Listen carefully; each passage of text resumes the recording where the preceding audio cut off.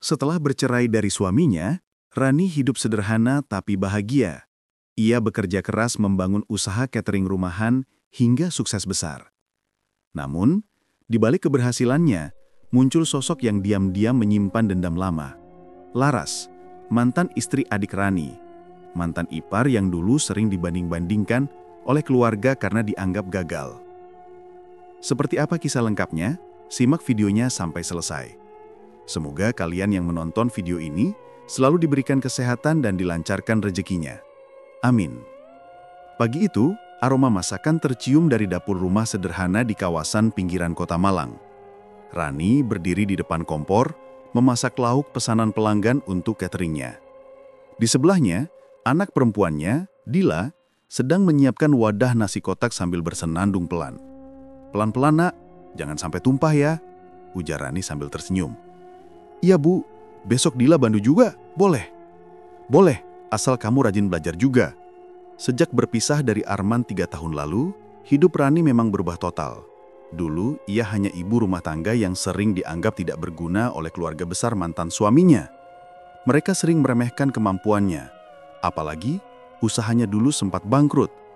Tapi kini, setelah membuka catering rumahan bernama Rani's Kitchen, hidupnya mulai menanjak. Pesanan selalu datang, bahkan dari kantor dan acara hajatan. Rani membeli rumah kecil di ujung gang, hasil dari kerja kerasnya selama 2 tahun. Rumah itu sederhana, tapi rapi, dengan taman kecil di depan. Ia tidak pernah menyangka akan bisa hidup mandiri seperti sekarang. Setelah semua pesanan siap, Rani naik ke sepeda motornya dan mengantar makanan ke pelanggan. Saat melintas di jalan besar, beberapa tetangga melambaikan tangan. "Bu Rani, sukses terus ya cateringnya." Rani menjawab ramah, "Amin, makasih bu, doakan lancar terus." Meski hidupnya kini terlihat tenang, kadang masih ada rasa sedih kalau mengingat masa lalu. Arman, mantan suaminya, menikah lagi beberapa bulan setelah perceraian mereka. Hubungannya dengan keluarga Arman pun perlahan renggang, meski ia masih sesekali bertegur sapa. Salah satu yang dulu paling dekat dengannya adalah Laras, adik Arman. Mereka dulu seperti kakak adik, sering masak bareng dan curhat. Tapi setelah Laras bercerai dan hidupnya makin sulit, sikapnya berubah dingin. Beberapa kali Rani mencoba mengajak bicara, tapi Laras hanya menjawab singkat dan sering menghindar. Rani sebenarnya masih berusaha baik. Ia beberapa kali mengirim makanan atau oleh-oleh saat ada rezeki lebih. Namun Laras jarang membalas atau sekedar mengucap terima kasih. Rani mengira, mungkin Laras masih merasa malu atau sedang banyak pikiran. Suatu malam, setelah semua pekerjaan beres dan Dila sudah tidur, Rani duduk di ruang tamu sambil memeriksa pesan di ponselnya. Ada beberapa pesanan baru masuk dari pelanggan dan satu pesan tak kenal di bagian bawah. Awalnya Rani mengira itu dari pelanggan baru, tapi begitu dibuka, jantungnya langsung berdegup kencang. Isinya hanyalah foto boneka kecil dari kain hitam. Di dada boneka itu tertancap beberapa jarum, dan di bawahnya ada tulisan,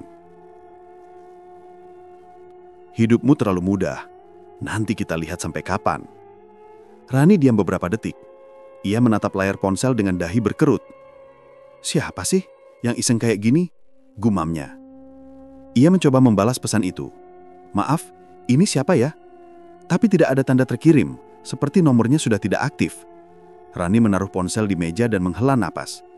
Ia mencoba berpikir positif, mungkin hanya orang iseng atau spam dari nomor tak dikenal. Malam itu Rani tidak terlalu memikirkannya. Ia masuk kamar, berdoa singkat lalu tidur. Tapi entah kenapa, malam itu tidurnya terasa gelisah. Ia bermimpi berada di dapur rumahnya sendiri, tapi suasananya gelap. Di meja makan ada boneka yang sama seperti di foto tadi, dan dari boneka itu keluar suara bisikan perempuan yang samar. "Hidupmu belum selesai, Rani." Rani tersentak dan terbangun dengan keringat dingin. Jam dinding menunjukkan jam 2:15. Ia menatap sekeliling kamar, semuanya normal, tidak ada yang aneh. Tapi hatinya terasa tidak enak.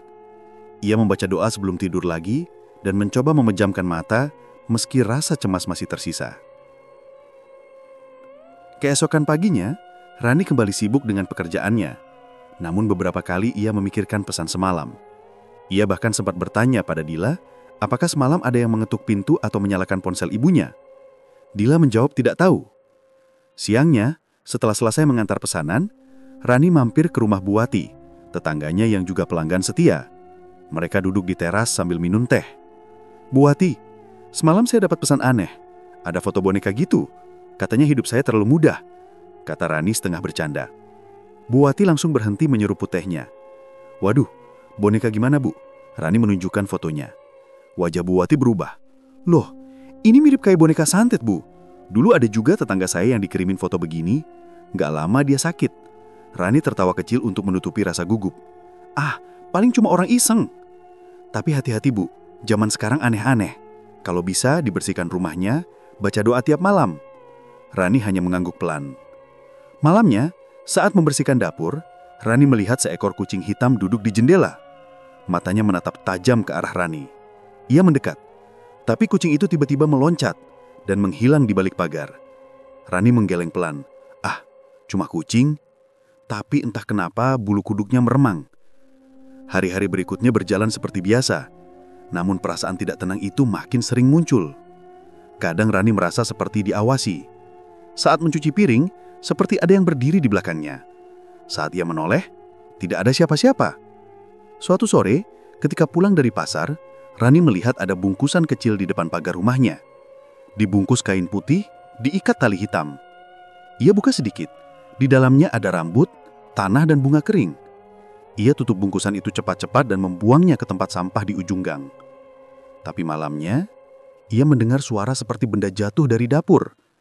Saat dicek, tempat sampah yang tadi ia buang ternyata sudah di depan pintu dapur. Rani mulai takut. Ia menelpon Bu Wati dan menceritakan semuanya. Bu Wati menyarankan agar besok pagi memanggil ustadz kampung untuk memeriksa rumah. "Bisa jadi ada yang iseng, tapi jangan disepelekan, Bu. Kadang kiriman kayak gitu bukan main-main," kata Bu Wati serius. Rani tidak bisa tidur malam itu. Ia duduk di ruang tamu sambil membaca doa. Sesekali melirik ke arah jendela. Angin malam bertiup pelan, membuat tirai bergerak. Di luar, suara jangkrik terdengar bersahutan. Sekitar malam hari, ponselnya kembali berbunyi. Nomor tak dikenal. Ia buka pesan itu dengan tangan gemetar. Kali ini tidak ada gambar, hanya tulisan pendek. "Kamu pikir semua rezeki datang tanpa harga?" Rani menelan ludah, menatap layar lama, tubuhnya terasa dingin. Ia tidak tahu siapa pengirim pesan itu, tapi firasatnya berkata, ini bukan lagi sekedar isem. Sesuatu sedang mengintai, dan hidupnya yang tenang mulai terusik perlahan. Ia menatap Dila yang sedang tidur pulas di kamar, lalu berbisik pelan, "Ya Allah, lindungi aku dan anakku." Malam itu, Rani tidak tahu bahwa pesan sederhana itu adalah awal dari serangkaian teror gaib yang akan menghancurkan ketenangan hidupnya. Sudah hampir 3 minggu sejak pesan aneh itu masuk ke ponsel Rani. Sejak saat itu, suasana rumahnya perlahan berubah. Awalnya hanya hal-hal kecil, makanan di dapur yang cepat basi, padahal baru dimasak beberapa jam sebelumnya. Nasi yang biasanya tahan sampai malam, kini berubah lembek dan berbau aneh saat sore tiba. Rani sempat menyalahkan lemari es, berpikir mungkin rusak. Tapi setelah diperiksa tukang servis, semuanya baik-baik saja. "Kulkasnya normal, Bu. Mungkin faktor udara," kata tukang servis itu. Rani mengangguk, meski dalam hati tidak yakin. Tak hanya makanan, bunga segar di vas ruang tamu juga selalu layu setiap pagi, bahkan kalau baru saja diganti sore sebelumnya. Rani mulai merasa tidak nyaman, tapi ia tetap mencoba berpikir logis, berusaha menenangkan diri bahwa mungkin itu hanya kebetulan. Namun yang membuatnya benar-benar takut adalah setiap malam Jumat. Sekitar pukul 11 malam selalu terdengar suara langkah kaki dari atas plafon rumahnya. Pelan tapi jelas, seperti orang berjalan bolak-balik, kadang disertai suara seperti benda diseret. Rani pernah memanggil tukang untuk memeriksa, khawatir ada tikus besar atau kucing liar di atas plafon. Tapi hasilnya nihil. "Nggak ada apa-apa di atas, Bu. Bersih kok," kata tukang servis itu. Malam berikutnya, suara itu muncul lagi. Kali ini lebih keras seperti seseorang menarik papan kayu. Dila yang sudah kelas 2 SD sering terbangun karena takut. "Bu, ada orang di atas ya?" tanya Dila dengan wajah pucat. "Nggak ada, Nak. Udah, tidur aja," jawab Rani sambil memeluk anaknya. Tapi setelah lampu dimatikan, suara langkah itu muncul lagi, diikuti bunyi seperti kuku yang mencakar plafon. Beberapa hari kemudian, Rani mulai sering merasa tubuhnya berat. Bangun pagi terasa lelah seperti tidak tidur semalaman. Nafsu makan menurun, kepala sering pusing dan pandangan kadang berkunang. Ia mengira mungkin karena terlalu capek bekerja. Tapi setelah ia mengurangi jadwal catering, rasa lemas itu tetap tidak hilang. Yang lebih aneh, Rani sering mimpi buruk. Dalam mimpinya, ada bayangan perempuan berambut panjang membawa boneka jerami yang tertancap jarum. Perempuan itu berdiri di dapur rumahnya, menatap Rani dengan mata kosong, lalu berkata dengan suara serak, "Aku cuma mau ganti posisi." Setelah itu, Rani selalu terbangun dengan keringat dingin dan dada sesak. Dila pun mulai bertingkah aneh. Suatu malam, saat Rani sedang mencuci piring, anaknya datang dari arah kamar sambil menunjuk ke dapur. "Bu, tadi ada Bunda di dapur, tapi mukanya beda." Rani langsung berhenti mencuci piring. "Maksudnya gimana, Nak?" Dila menunduk. "Mukanya pucat, Bu. Rambutnya panjang banget." Dila pikir itu ibu, tapi bajunya beda. Rani mencoba menenangkan Dila, tapi jantungnya berdetak cepat. Ia melihat ke arah dapur, lampu masih menyala, tapi terasa seperti ada sesuatu yang memperhatikan dari pojok ruangan. Kejadian itu membuat Rani tidak tenang. Ia mulai membaca doa sebelum tidur, menyalakan ayat-ayat Al-Quran dari ponsel, dan menaburkan garam di beberapa sudut rumah atas saran Bu Wati. Tapi setiap kali malam Jumat tiba, gangguan itu muncul lagi. Suatu pagi, Rani sedang merapikan tempat tidur ketika merasakan sesuatu yang keras di bawah bantal. Ia mengangkatnya dan melihat segumpalan rambut panjang yang dililit benang hitam. Di dalamnya ada potongan kecil tanah kering dan kain merah. Tubuhnya langsung lemas. Ia tahu benda seperti itu tidak mungkin muncul begitu saja. Dengan tangan gemetar, ia membungkus benda itu pakai tisu dan menyimpannya di toples kaca. Siangnya, ia langsung pergi ke rumah Bu Wati. "Bu, tolong lihat ini," kata Rani dengan wajah tegang sambil membuka toples. Bu Wati menatap isinya lalu menutup cepat-cepat.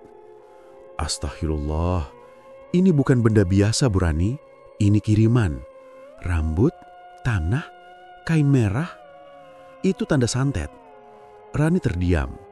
"Tapi siapa yang mau ngelakuin ini ke saya?" Bu Wati geleng-geleng. "Saya nggak tahu, tapi sebaiknya ibu cari orang pintar atau ustadz buat bersihin rumah. Ini nggak bisa dibiarkan." Malam itu, Rani berusaha tidur lebih awal tapi matanya tak bisa terpejam. Sekitar pukul 1 dini hari, ia mendengar suara sendok jatuh di dapur.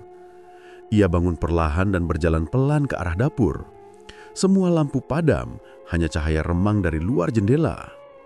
Begitu sampai di depan dapur, ia melihat bayangan seseorang berdiri membelakanginya. Rambutnya panjang menutupi wajah, mengenakan baju tidur putih kusam. Rani spontan menjerit, "Siapa itu?" Bayangan itu tidak bergerak, tapi suara perempuan terdengar pelan dari arah sana. "Kenapa kamu tidur di rumahku?" Rani menjerit lagi dan berlari ke kamar, mengunci pintu. Dila terbangun sambil menangis. "Ada apa, Bu?" Rani memeluk anaknya erat-erat. "Nggak apa-apa, Nak. Tidur aja." Tapi tubuhnya bergemetar hebat. Pagi harinya, Rani mencoba meyakinkan diri bahwa mungkin ia salah lihat. Tapi saat berjalan ke dapur, ia melihat jejak kaki kotor menempel di lantai, seperti bekas tanah basah yang mengarah ke tempat ia tadi melihat sosok itu. Padahal semalam tidak ada siapa-siapa masuk rumah. Hari demi hari, gangguan makin parah. Televisi menyala sendiri, lampu berkedip tanpa sebab, dan setiap kali ia memasak, api kompor tiba-tiba padam. Rani pernah melihat panci bergerak pelan sendiri di atas meja. Suatu sore, saat membersihkan halaman, Rani mencium bau busuk seperti bangkai. Ia mencari sumbernya dan menemukan bungkusan kecil dari kain hitam di bawah pot bunga. Saat dibuka, di dalamnya ada foto dirinya yang gosong di bagian wajah. Ia menutup bungkusan itu cepat-cepat dan membakarnya. Tapi saat api menyala, terdengar suara kecil seperti orang tertawa dari belakang rumah. Rani makin yakin ada sesuatu yang tidak beres. Ia mulai jarang keluar rumah dan berhenti menerima pesanan catering untuk sementara. Wajahnya pucat, tubuh kurus dan sering linglung. Dila pun tampak ketakutan setiap malam. Suatu malam, Rani bermimpi berada di kuburan tua. Di tengah kuburan ada boneka jerami dengan wajahnya sendiri, tertancap di tanah. Di sekelilingnya berdiri sosok perempuan berambut panjang dengan mata merah menyala. "Berhentilah melawan, Rani. Semua rezekimu sekarang milikku," katanya sebelum Rani terbangun dengan jeritan keras. Keringatnya membasahi bantal. Ia menatap ke sekeliling kamar, tapi kali ini tidak sendirian. Di cermin di sudut ruangan, ia melihat pantulan sosok perempuan berdiri di belakangnya. Sama seperti di mimpi. Rani menutup mulutnya agar tidak berteriak dan menatap lagi. Sosok itu sudah hilang. Rani duduk di lantai, tubuhnya lemas, air mata jatuh tanpa sadar. Ia sadar semua hal aneh yang terjadi bukan kebetulan. Ada sesuatu yang menyerangnya. Sesuatu yang berasal dari kebencian seseorang. Malam itu Rani memeluk Dila yang sedang tidur sambil berbisik pelan. "Kalau ini memang kiriman orang, ya Allah, tunjukkan siapa yang tega ngelakuin ini." Ia belum tahu bahwa doa malam itu akan membawa jawaban yang menakutkan di hari-hari berikutnya. Setelah berminggu-minggu diganggu hal-hal yang tidak masuk akal, Rani akhirnya menyerah. Ia tidak sanggup lagi tidur setiap malam dengan rasa takut. Badannya semakin lemah, mata cekung, dan wajahnya pucat seperti orang sakit berat. Dila pun ikut terganggu karena sering menangis tanpa sebab. Suatu pagi, Bu Wati datang ke rumah membawa kabar. "Bu Rani, saya sudah tanya ke saudara di desa sebelah. Katanya di sana ada ustadz yang biasa bantu orang kena gangguan goib. Namanya Ustadz Fikri. Orangnya baik, gak neko-neko." Awalnya Rani ragu. Ia bukan tipe orang yang suka percaya hal-hal mistik. Tapi setelah melihat rambutnya terus rontok, makanan cepat busuk, dan bayangan perempuan di rumah makin sering muncul, ia akhirnya memutuskan untuk mencoba. "Baiklah Bu, saya mau ke sana besok pagi," jawabnya pelan. Keesokan harinya, Rani ditemani Bu Wati pergi ke rumah Ustadz Fikri di desa Sumberjati, sekitar 30 menit dari rumahnya. Rumah Ustadz itu sederhana, berdinding papan, tapi suasananya tenang. Dari luar terdengar lantunan ayat Al-Quran yang menenangkan hati. Seorang lelaki berusia sekitar 40 tahunan menyambut mereka dengan senyum ramah. "Silakan duduk Bu, saya Fikri," katanya sopan. Rani menceritakan semuanya dari awal, mulai dari pesan aneh di ponsel, mimpi buruk, makanan yang cepat busuk, dan bayangan perempuan di rumah makin sering muncul. Ia akhirnya memutuskan untuk mencoba.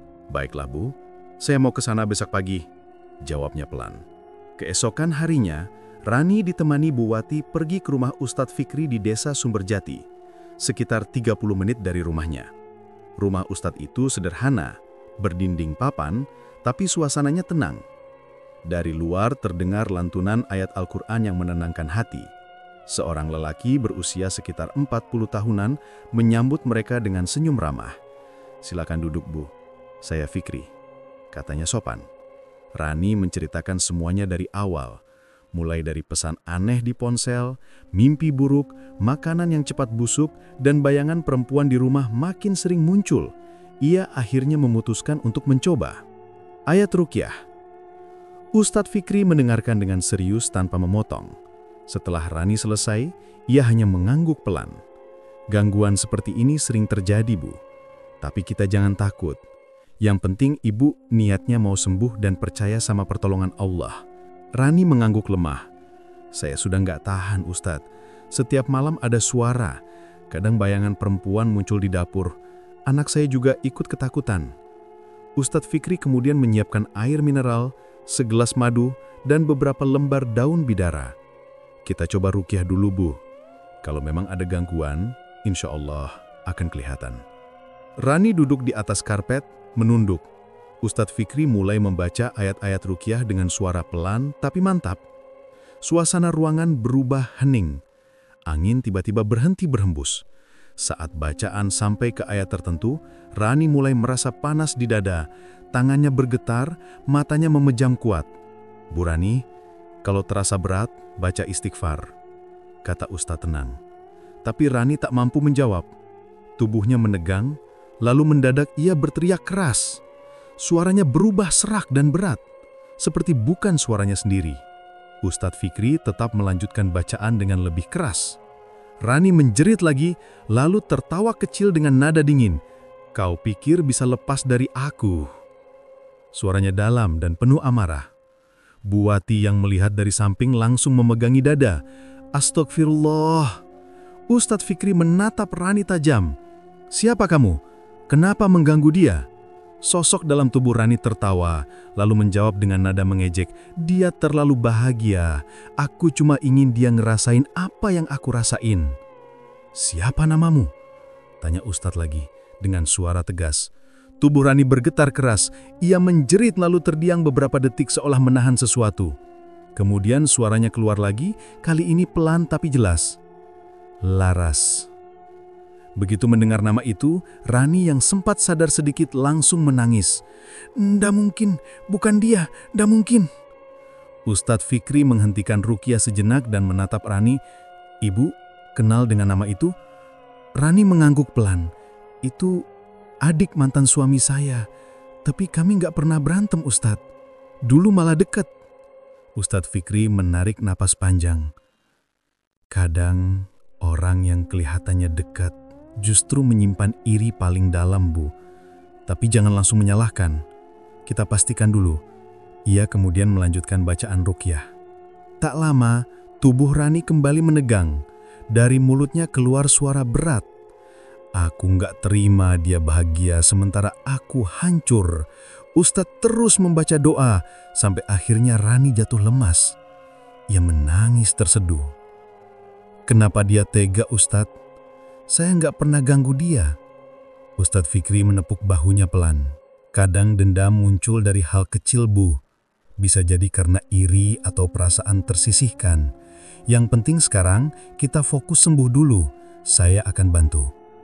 Setelah ruqyah selesai, Ustadz menuliskan beberapa ayat dan doa untuk dibaca setiap malam. Ia juga memberikan air yang sudah didoakan untuk diminum dan disiram di sekitar rumah. "Tapi ingat, Bu," katanya sambil menatap serius, "selama sumber santet itu belum dihancurkan, gangguan bisa muncul lagi. Ibu harus cari tahu di mana benda atau media kirimannya diletakkan." Rani menatap lantai dengan wajah pucat. Ia teringat beberapa kali menemukan benda aneh, bungkusan kain hitam, foto gosong, dan rambut di bawah bantal. Mungkin itu semua bagian dari santet itu. Ustadz Fikri kemudian menuliskan nama yang ia dengar saat ruqyah. Laras binti Sulastri. Tulisan itu membuat tangan Rani gemetar. "Tapi Ustadz, saya nggak mau nuduh orang. Bagaimana kalau ini cuma kebetulan?" "Nama itu keluar saat doa dibacakan, Bu. Tapi bukan berarti kita harus dendam. Ini petunjuk, supaya ibu tahu arah penyembuhan. Kalau ibu mau sembuh, ibu harus ikhlas dan tetap berdoa." Setelah itu, Rani pamit pulang. Sepanjang perjalanan, pikirannya kacau. Laras, mantan iparnya. Benarkah dia pelakunya? Rani mengingat masa lalu mereka. Dulu Laras sering datang membantu di dapur, curhat soal suaminya, dan kadang meminjam uang. Rani tak pernah menolak. Tapi setelah Rani sukses dengan usahanya, Laras jarang muncul. Bahkan terakhir kali bertemu, Laras hanya menatap dingin dan berkata, "Enak ya kalau hidup lancar terus." Sesampainya di rumah, Rani langsung duduk di ruang tamu. Bu Wati menatapnya prihatin. "Gimana, Bu?" kata Ustadz. Rani menatap kosong. "Katanya yang nyantet saya orang dekat, perempuan, dan namanya Laras." Bu Wati kaget. "Laras? Mantan ipar itu?" Rani mengangguk pelan. "Saya nggak mau percaya, Bu. Tapi semuanya cocok." Malam itu Rani tidak bisa tidur. Setiap kali menutup mata, ia teringat wajah Laras dan suara saat ruqyah yang menirukan tawa sinisnya. Ia mencoba menenangkan diri dengan membaca doa, tapi di luar kamar terdengar suara langkah kaki pelan. Rani menegakkan diri. "Dila," panggilnya pelan. Tapi tidak ada jawaban. Ia membuka pintu kamar sedikit. Dari arah ruang tamu, lampu redup. Di sana, terlihat bayangan perempuan berdiri menghadap dinding. Rambutnya panjang dan kakinya tidak menyentuh lantai. Rani menutup pintu cepat-cepat. Jantungnya berdegup kencang. Ia berlari ke sisi Dila dan memeluknya erat-erat. Sambil berbisik, ia berkata lirih, "Ustadz benar. Selama sumbernya belum hilang, gangguan ini belum akan berhenti." Dan malam itu, untuk pertama kalinya, Rani benar-benar yakin. Yang menyerangnya bukan lagi manusia biasa. Sejak malam ruqyah itu, hidup Rani tidak pernah sama lagi. Ia tidak bisa tenang sebelum tahu kebenaran. Nama Laras terus terngiang di kepalanya. Setiap kali teringat senyum dingin mantan iparnya itu, dadanya terasa sesak. Beberapa hari kemudian, Rani memutuskan untuk mencari tahu kehidupan Laras sekarang. Ia tidak memberitahu siapapun, bahkan Buati. Ia hanya bilang ingin ke pasar besar di kecamatan. Padahal diam-diam, ia berencana mengikuti jejak Laras. Melalui teman lamanya, Rina, yang dulu pernah satu tempat kerja dengan Laras, Rani mendapat sedikit informasi. Laras sekarang hidupnya susah, Ran. Suaminya ninggalin dia setahun lalu. Katanya sering sakit-sakitan juga. Sekarang ngontrak di belakang pasar Kembang Asri. Rani diam. Ada rasa iba, tapi juga rasa penasaran. Dia kerja apa sekarang? Kadang jual jamu, kadang bantu orang urut, tapi akhir-akhir ini katanya sering ke desa Kembang Wungu. Kau tahu kan desa itu? Rani mengernyit. Yang banyak dukunnya itu? Iya. Orang-orang bilang kalau ada yang sakit karena kiriman, banyak yang ke sana cari bantuan. Tapi katanya ada juga yang ke sana buat nyerang orang. Mendengar itu, perasaan Rani makin tidak enak. Nama desa itu terasa menyeramkan di telinganya. Ia merasa seperti ditarik untuk ke sana, seolah jawabannya ada di tempat itu. Keesokan paginya, Rani berangkat sendiri naik motor. Jalan menuju desa Kembang Wungu tidak mudah. Jalannya sempit dan dikelilingi sawah serta hutan bambu. Udara di sana terasa lembab dan beberapa kali ia melihat ayam hitam berkeliaran di pinggir jalan. Saat melewati gapura desa, tulisan "Selamat datang di desa Kembang Wungu" sudah kusam dan hampir tertutup lumut. Rani berhenti di warung kecil dekat jalan. Ia membeli air minum dan berpura-pura bertanya santai, "Bu, di sini ada orang pinter yang bisa ngobatin penyakit kiriman ya?" Perempuan pemilik warung menatapnya sebentar, lalu menjawab pelan, "Kalau maksudnya yang bisa ngelihat kiriman, ada. Namanya Mbah Sumi. Tapi hati-hati, Bu. Banyak yang sembuh, tapi ada juga yang malah celaka." Nama itu langsung melekat di pikiran Rani, Mbah Sumi. Ia lalu bertanya arah ke rumahnya dan segera berangkat ke sana. Rumah Mbah Sumi berada di ujung desa, dekat area kebun bambu. Bangunannya dari papan tua, dikelilingi pagar bambu yang sebagian sudah roboh. Dari dalam terdengar suara ayam jantan, padahal matahari sudah tinggi. Rani sempat ragu, tapi rasa penasaran lebih besar. Ia mengetuk pintu pelan. "Permisi Mbah, saya meminta tolong." Tak lama muncul seorang perempuan tua berambut putih kusut, mengenakan kebaya lusuh dan kain batik. Matanya tajam seperti sedang menilai. "Masuk nak, duduk di sana." Rani menurut. Ruangan itu bau kemenyan dan penuh dengan benda aneh. Botol berisi cairan hitam, foto-foto orang, bunga kering, dan boneka dari jerami tergantung di dinding. Mbah Sumi duduk di depan Rani sambil menatapnya lama. "Kau datang karena kiriman orang ya?" Rani menelan ludah. "Saya cuma mau periksa Mbah. Akhir-akhir ini badan saya sering sakit dan rumah saya banyak kejadian aneh." Mbah Sumi menyenyum tipis. "Aku sudah tahu bahkan sebelum kau bilang. Aku mengambil satu mangkuk berisi air dan meneteskan minyak ke dalamnya. Tak lama permukaan air beriak pelan. Yang nyerangmu perempuan.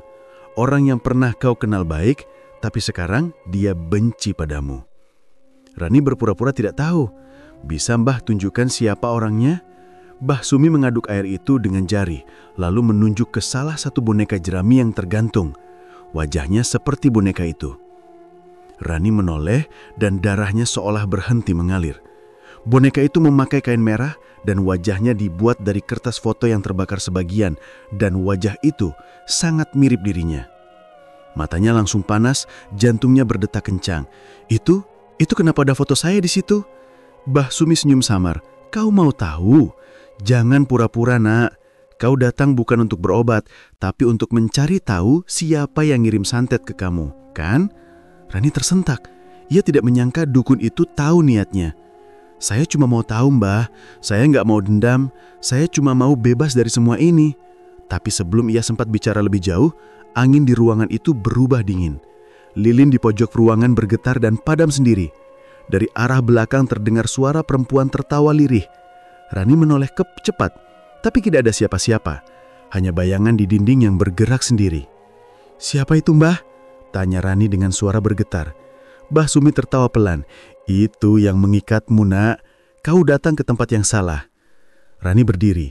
Mbah, saya cuma mau ambil boneka itu. Saya mau bawa ke Ustadz. Jangan. Suara Mbah Sumi berubah keras. Tapi Rani sudah melangkah cepat ke arah dinding dan menarik boneka jerami itu. Saat tangannya menyentuh, tubuhnya langsung terasa panas. Dari boneka itu keluar asap tipis dan terdengar suara perempuan berteriak di telinganya. Jangan ganggu aku. Tubuh Rani langsung terpental ke belakang dan jatuh menghantam lantai. Matanya berkunang-kunang, telinganya berdengung. Ia mencoba bangun tapi kakinya gemetar. Di depan matanya, boneka itu kini terbakar sendiri tanpa api. Mbah Sumi berdiri di depan pintu sambil tertawa.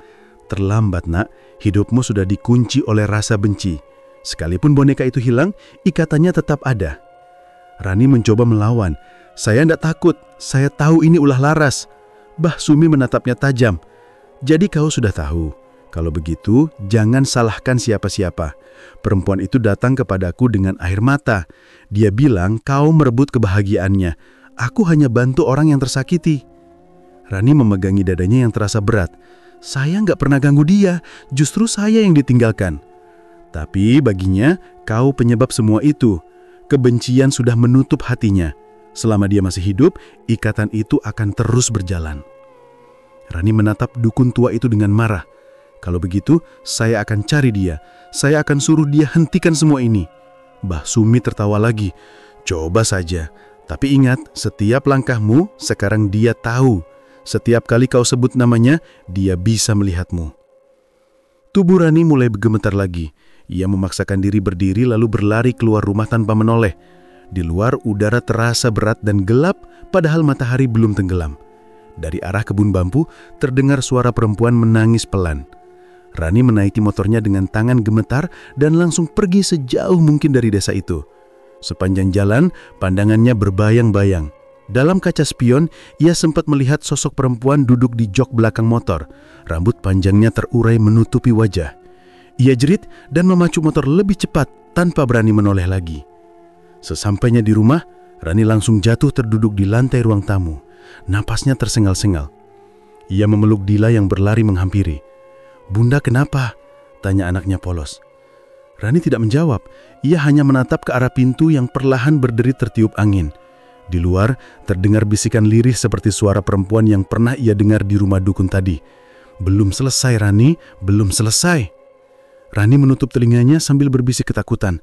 Ia tahu, mulai malam itu, pertempuran antara hidup dan kutukan benar-benar telah dimulai. Rani pulang dari desa Kembang Wungu dalam keadaan seperti orang kehilangan arah. Tubuhnya penuh luka lebam, sebagian karena terjatuh saat melarikan diri.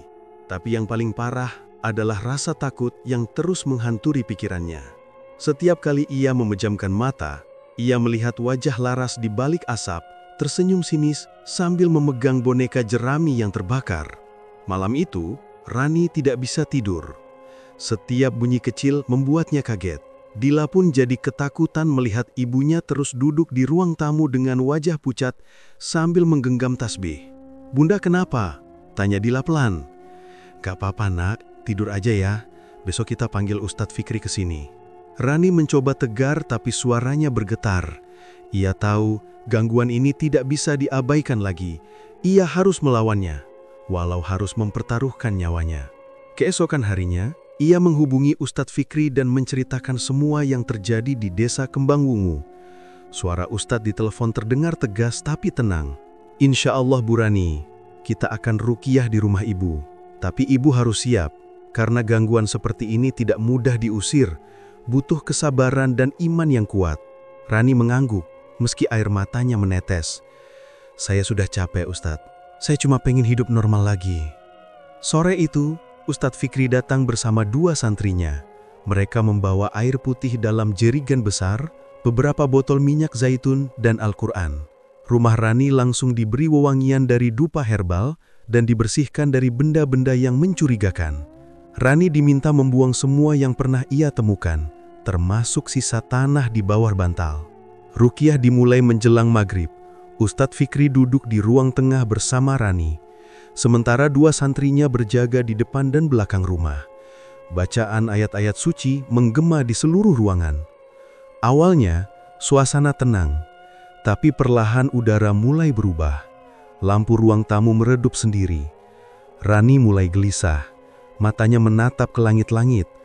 Dari atap terdengar suara langkah kaki berat, seperti seseorang berjalan pelan di atas genteng. "Ustadz, itu suara apa?" "Jangan takut, fokus di kirbu. Jangan bicara." Ustadz Fikri terus membaca ayat kursi dan surah Al-Baqarah. Tak lama, Dila yang tadinya di kamar tiba-tiba menjerit. Rani langsung berdiri panik, tapi Ustadz Fikri menahannya. "Biarkan, ada yang mau keluar." Dari arah kamar Dila, terdengar suara tawa perempuan. Tawa itu pelan tapi lama-lama berubah keras dan melengking. Pintu kamar terbuka sendiri dan terlihat bayangan hitam melintas cepat. Santri di depan rumah langsung membaca doa keras-keras. Rani menutup telinganya, tubuhnya gemetar hebat. Tiba-tiba, ia merasakan dadanya panas seperti terbakar. Ia menjerit, lalu tubuhnya terangkat sedikit dari lantai. Ustadz Fikri terus membaca doa sambil memercikan air ruqyah ke arah Rani. "Bismillah, keluar kau dari tubuh hamba Allah ini." Suara Rani berubah. Dari mulutnya keluar suara berat, bukan suaranya sendiri. "Dia pantas menderita. Dia rampas semua kebahagiaan dariku." Ustadz Fikri menatap tajam. "Siapa kau? Katakan namamu." Suara itu tertawa sinis. "Kau tahu siapa aku?" Dia juga tahu. "Aku datang dari air matanya sendiri." Rani menggeliat kesakitan, lalu terjatuh ke lantai. Santri menahan tubuhnya agar tidak terbentur. Sementara itu, di ruang tamu, piring dan gelas jatuh dari meja tanpa tersentuh. Lampu berkedip-kedip. Dari kamar mandi, air keran menyala sendiri dan terdengar suara orang tertawa kecil. Ruqyah malam pertama itu berlangsung hingga tengah malam. Setelah semuanya reda, Rani pingsan dan baru sadar menjelang subuh. Tubuhnya lemas, tapi Ustadz Fikri bilang, "Ini baru permulaan, Bu. Kita harus lanjut 2 malam lagi. Kalau berhenti sekarang, gangguannya bisa kembali lebih kuat." Malam kedua suasana lebih mencekam. Sejak sore langit mendung dan angin kencang berhembus. Di luar rumah terdengar suara ayam berkokok meski belum pagi. Ustadz Fikri dan para santri kembali datang membawa minyak wangi dari bunga bidara dan air zam-zam. Saat ruqyah dimulai, Dila tiba-tiba menangis di kamar. Ia menunjuk ke arah lemari. "Bunda, di situ ada perempuan duduk. Rambutnya panjang banget."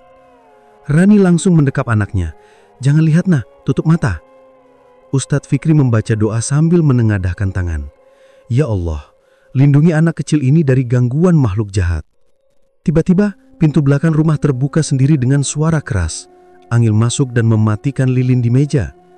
Dari arah dapur muncul suara benda pecah dan bau busuk seperti bangkai.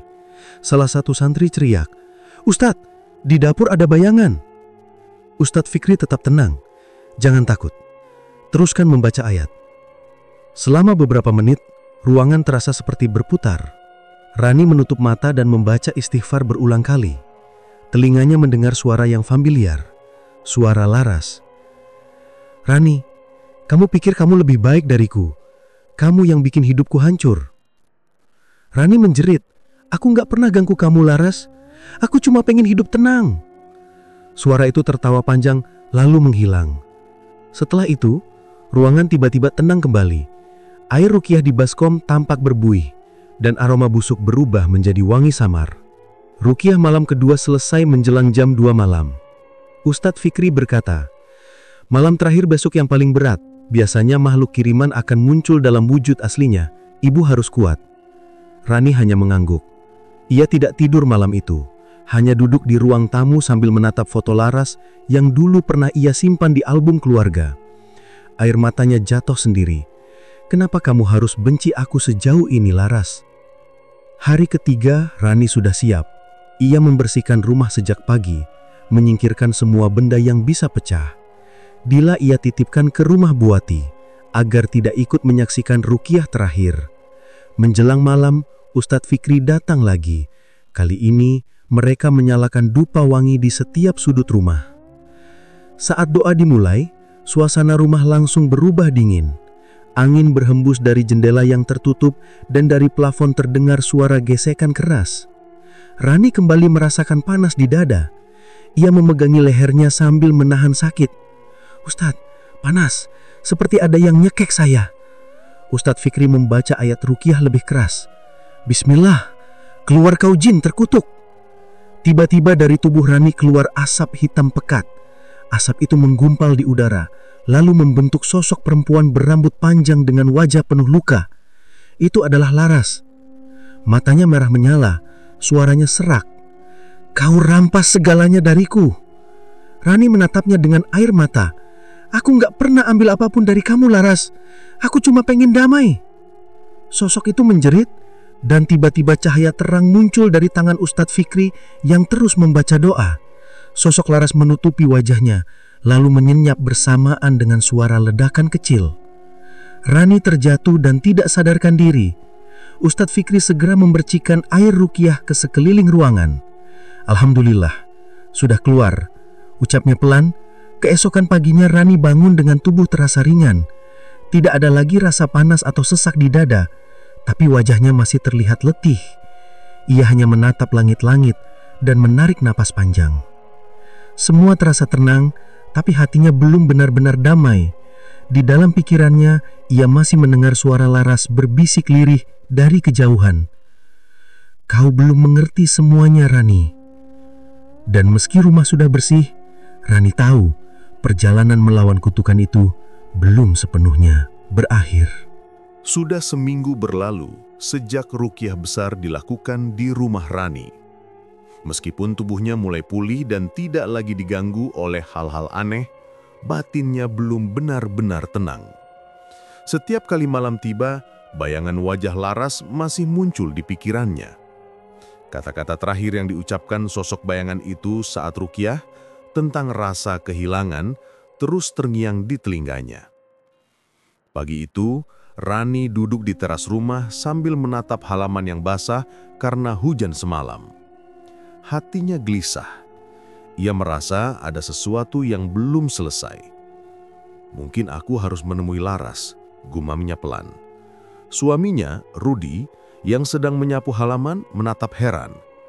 "Kamu yakin, Ran? Dia yang bikin kamu hampir mati loh," kata Rudi khawatir. Rani menghela napas. "Aku cuma mau tahu keadaannya. Aku nggak mau hidup terus dihantui rasa dendam." Setelah berpikir lama, Rudi akhirnya mengizinkan asalkan Rani tidak pergi sendirian. Mereka pun berangkat siang itu, naik motor menuju daerah Pasar Lama tempat Laras tinggal. Perjalanan sekitar 1 jam melewati gang sempit dan rumah-rumah petak. Saat sampai di depan rumah kontrakan Laras, suasana terasa suram. Cat dinding sudah mengelupas, pintunya setengah terbuka, dan di depan tampak beberapa tetangga duduk berbisik-bisik. Rani menghampiri seorang ibu paruh baya di sana. "Permisi, Bu, saya cari Bu Laras. Apa beliau masih di sini?" Ibu itu menatapnya lama sebelum menjawab. "Oh, Bu Laras ya. Kasihan Mbak, udah beberapa hari ini sakit parah, nggak bisa bangun. Kadang teriak-teriak malam-malam, ngomong sendiri, katanya minta tolong." Rani menelan ludah. Ia tahu dalam hatinya bahwa sakit itu bukan sakit biasa. Dengan langkah hati-hati, Rani masuk ke dalam rumah itu.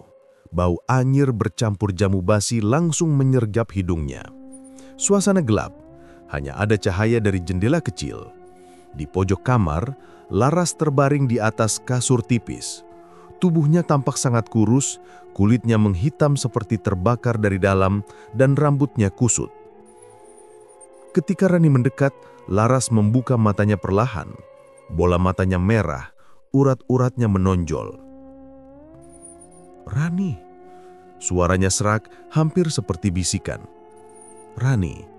Tercekat, tapi ia memberanikan diri duduk di tepi kasur. "Laras, kenapa kamu bisa sampai begini?" Laras tersenyum tipis, tapi matanya kosong. "Aku pikir aku bisa balas dendam. Aku cuma pingin kamu ngerasain apa yang aku rasa waktu itu." Rani diam. Ia tahu maksud Laras adalah soal masa lalu, tentang suami Laras yang dulu sering membanding-bandingkan kehidupannya dengan Rani, tentang iri yang makin lama berubah jadi benci. "Aku gak pernah mau nyakitin kamu, Laras," kata Rani pelan. Laras tertawa pelan, batuk keras, lalu darah keluar sedikit dari mulutnya. "Dukun itu, Mbah Sumi, dia janji bakal bikin kamu hancur. Tapi dia gak bilang kalau harga yang harus kubayar nyawaku sendiri." Rani menatap ngeri. Laras terus bicara pelan di antara napas yang terputus-putus. "Setiap malam aku lihat dia, dukun itu, datang di mimpiku. Dia bilang waktuku sebentar lagi. Aku menyesal, Ran. Aku menyesal banget." Rani menggenggam tangan Laras yang dingin. "Sudah, Laras, aku maafin kamu. Aku gak mau dendam lagi. Semuanya sudah cukup." Air mata Laras menetes. Ia menatap Rani lama sekali, seperti ingin memastikan bahwa kata maaf itu sungguh-sungguh. "Aku lega dengarnya," ucapnya lirih. Setelah itu, napasnya mulai berat, tubuhnya gemetar, dan dalam hitungan detik ia berhenti bergerak. Rani membeku. Ia masih menggenggam tangan Laras yang kini kaku dan dingin. Air matanya jatuh tanpa bisa ditahan. "Kenapa harus sejauh ini, Ras?" katanya pelan. Rudi yang menunggu di luar masuk dan ikut terdiam melihat pemandangan itu. Mereka berdua membantu tetangga sekitar mengurus jenazah Laras. Sore itu, pemakaman Laras berlangsung sederhana. Hanya beberapa tetangga yang hadir, tidak ada keluarga lain. Saat tanah terakhir ditimbun, angin bertiup kencang membuat daun-daun berputar. Rani berdiri di samping makam, menunduk sambil menahan air mata. "Semoga kamu tenang, Ras. Semoga Tuhan ampuni semua dosa kita," ucapnya pelan. Malam harinya, setelah pulang dari pemakaman, Rani duduk di halaman rumahnya. Di hadapannya ada boneka jerami yang dulu ia temukan di rumah Mbah Sumi, boneka dengan wajah yang menyerupai dirinya. Ia tahu benda itu adalah sumber dari semua penderitaan. Dengan niat yang bulat, ia mengambil korek api dan menyalakan api kecil. "Bismillah," bisiknya, lalu melemparkan boneka itu ke dalam api. Api langsung membesar, membakar jerami dan kain pembungkusnya. Asap hitam mengepul tinggi, diiringi bau anyir yang menusuk. Rani menatap api itu lama. Saat api mulai padam, angin berhembus pelan dari arah kebun belakang. Suara lembut terdengar samar di telinganya. "Terima kasih, aku sudah tenang." Rani terkejut, tapi kali ini tidak takut. Ia tahu suara itu milik Laras. Hatinya justru terasa lega, seolah beban berat di dadanya ikut terbakar bersama boneka itu. Rudi keluar dari rumah membawa 2 gelas teh hangat. "Kamu nggak apa-apa, Ran?" Rani senyum lemah. "Enggak, aku cuma pingin semuanya benar-benar selesai." Mereka berdua duduk diam, hanya mendengar suara jangkrik dan angin malam. Sejak malam itu, rumah Rani benar-benar tenang. Tidak ada lagi suara aneh, tidak ada lampu padam sendiri, tidak ada bayangan hitam. Ia bisa tidur nyenyak tanpa mimpi buruk. Beberapa minggu kemudian, Rani sengaja pergi ke desa Kembang Wungu untuk terakhir kalinya. Rumah Mbah Sumi ternyata sudah terbakar habis beberapa hari sebelumnya. Warga desa bilang, malam sebelum kebakaran, terdengar suara perempuan menjerit dari dalam rumah itu, tapi tidak ada yang berani mendekat. Saat api padam, hanya tersisa abu dan arang.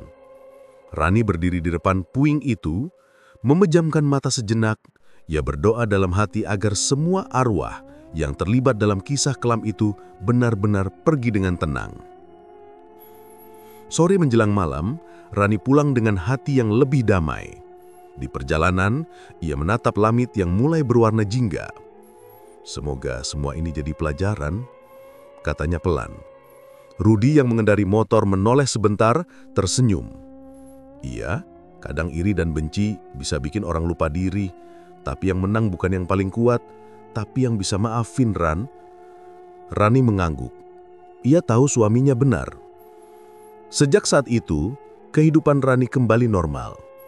Ia membuka usaha kecil, membantu warga sekitar, dan sering mengadakan pengajian di rumahnya. Meski luka batin masih tersisa, ia belajar menerima semuanya sebagai ujian. Namun setiap malam Jumat, ketika angin berhembus pelan dan suasana rumah sunyi, Rani kadang mencium aroma melati samar di udara. Bukan bau menyeramkan, tapi seperti tanda bahwa seseorang yang pernah menyakiti dan disakiti akhirnya juga sudah benar-benar damai.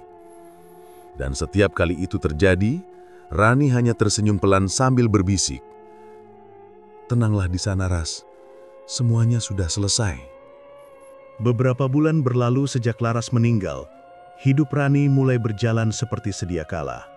Usahanya makin ramai, pelanggan datang silih berganti, dan rumah yang dulu terasa gelap, kini dipenuhi tawa.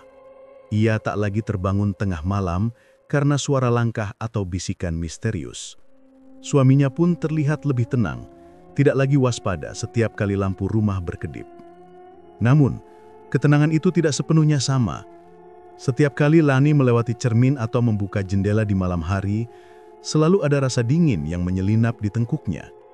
Ia tidak takut, tapi entah mengapa, perasaan itu seolah mengingatkannya pada sesuatu yang belum benar-benar berakhir. Desa Kembang Wungu kini menjadi bahan pembicaraan warga sekitar. Setelah kebakaran rumah Mbah Sumi, tak ada lagi yang berani mendekat ke daerah itu, terutama setelah matahari terbenam. Rumah yang tersisa hanya puing-puing arang dan batu gosong, tapi setiap malam Jumat Kliwon, warga sering mendengar suara perempuan menangis di depan bekas rumah dukun itu. Beberapa warga yang nekat lewat mengaku mendengar suara memanggil pelan. "Ran, Rani." Suara itu terdengar lirih, seperti datang dari arah pepohonan bambu di belakang reruntuhan, kadang disertai bau melati yang menyengat lalu hilang begitu saja. "Katanya itu arwah Laras," ucap salah satu warga saat berbincang di warung kopi. "Arwahnya belum diterima tanah, soalnya dia meninggal karena perjanjian santet. Nyawanya masih ditagih." Tak ada yang berani memastikan, tapi semua sepakat, Desa Kembang Wungu sekarang bukan tempat yang layak dikunjungi di malam hari. Rani sendiri tahu kabar itu. Meski rasa takut sempat muncul, ia memilih menanggapinya dengan doa. Setiap malam Jumat Kliwon, ia menyalakan lampu kecil di teras rumah. Lampu itu bukan sekedar penerangan, tapi bentuk doanya agar siapapun yang tersesat di alam sana, terutama Laras, bisa menemukan jalan menuju ketenangan. Malam itu, seperti biasa Rani duduk di teras sambil membaca doa. Angin berhembus pelan membawa aroma bunga melati yang samar. Daun jendela bergetar dan lampu di teras berkedip sebentar. Ia menutup matanya, menghembuskan napas panjang. "Semoga kau benar-benar tenang, Laras," bisiknya lirih. Namun, tepat setelah doa itu terucap, angin kembali bertiup lebih kencang. Suara langkah samar terdengar di jalan depan rumah. Rani menoleh perlahan, tidak ada siapa-siapa. Hanya cahaya lampu jalan yang redup dan bayangan pohon bergoyang. Tiba-tiba, dari arah pagar, terdengar suara perempuan tertawa pelan lalu menghilang. Rani menatap ke arah suara itu, namun yang tersisa hanya bau melati yang makin kuat. Ia menatap langit dan menunduk pelan. "Kalau kau belum bisa pergi, semoga Tuhan ampuni semua dosamu," ucapnya pelan, lalu masuk ke dalam rumah. Malam itu, langit Desa Kembang Wungu tampak lebih gelap daripada biasanya. Bulan tertutup awan, dan suara jangkrik berhenti serentak seolah takut. Tapi di tengah sunyi itu, masih terdengar lirih tangisan perempuan dari arah reruntuhan rumah Mbah Sumi. Dan warga yang mendengar percaya, sampai sekarang, arwah Laras masih menunggu waktu untuk benar-benar bebas dari perjanjian yang menjeratnya. Sedangkan Rani, ia sudah memilih untuk hidup berdamai. Meski sesekali, ketika angin membawa bau melati ke dalam rumah, ia tahu, bayangan masa lalu itu belum sepenuhnya pergi.